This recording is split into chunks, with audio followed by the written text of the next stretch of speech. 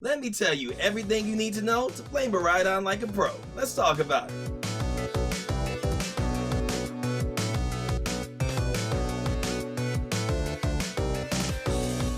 Hey there everyone, it's Day to Dave, your Pokemon professor, and today I'm going to quickly break down Miraidon, especially since he's a bit more of a tricky character to play.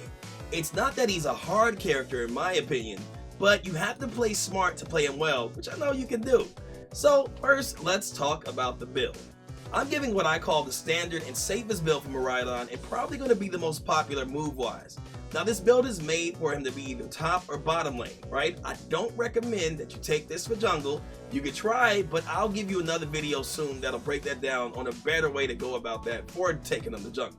So when it comes to held items, you want to get your special attack as high as possible, meaning your standard wise glasses, choice specs, and silk spoon or slick spoon. Now the number one reason you need slick spoon is for that increase in HP and ignoring a portion of the target's SP.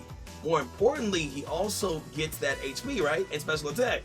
He needs it because he's extremely easy target to kill, and the higher special attack, the higher chance you can take him out. So I think that's the number one item in case you change any other items around.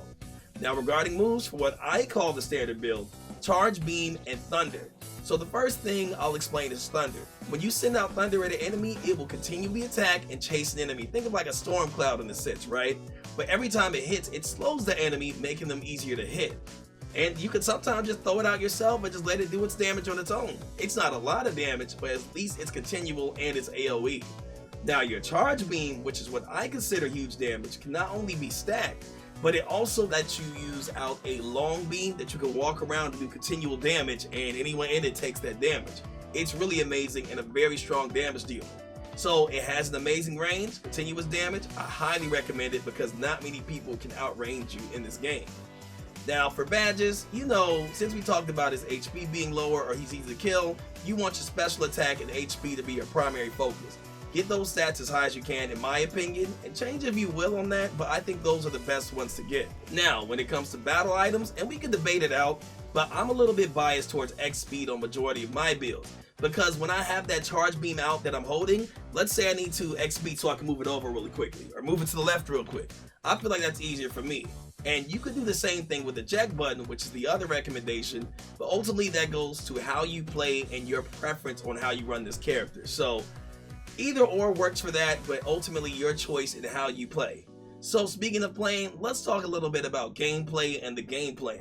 So we know that Miraidon has a super long range for this build, including his ult, which is a super long range. He does a massive amount of damage, but he can be taken out really easily.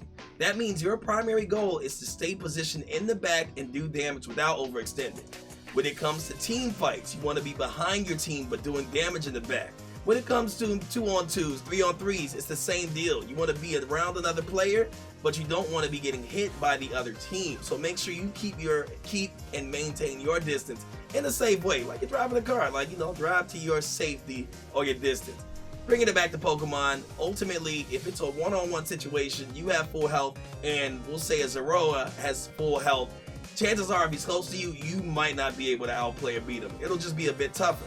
But let's say his health is at like 50%, 40%, you'll probably just out-damage and just burst them out with whichever move you use.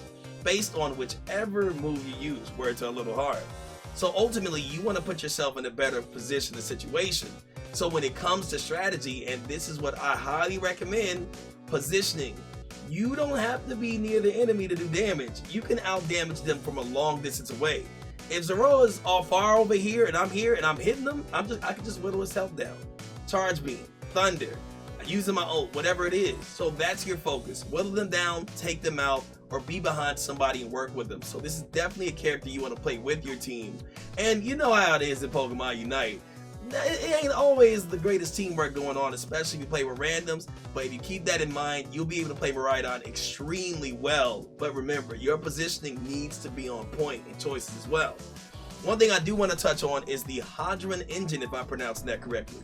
It basically creates an electric terrain, and this is its passive. So every time that the blue bar is filled, and you attack an enemy with a move, it'll create an electric terrain. What this does is strengthens allies' goals and weaken enemies' goals. So what's cool about it is it does damage. It does take a little bit of AoE energy. It does some damage, strengthens you all as a team. It's just good to have. But do know if you have 50, we'll say 50 AoE energy and the move activates, you'll just have a little less. Can't tell you the specific amount, but do know if you see it disappearing, that's where it's coming from. And ultimately, that's the Miraidon build. So do let me know how you feel about the build, if you have any questions in the comment section, and also what other kind of builds that you want. I do plan on making a jungle build, just so you all can see how it is, see the differences of it, but I don't personally recommend having him in the jungle, in my opinion. You can do it, but I just think that there's much better choices. With that said, that's your Pokemon Professor day to day checking out here. Hope you enjoyed the video, and yet again, until next time everybody, have a great one.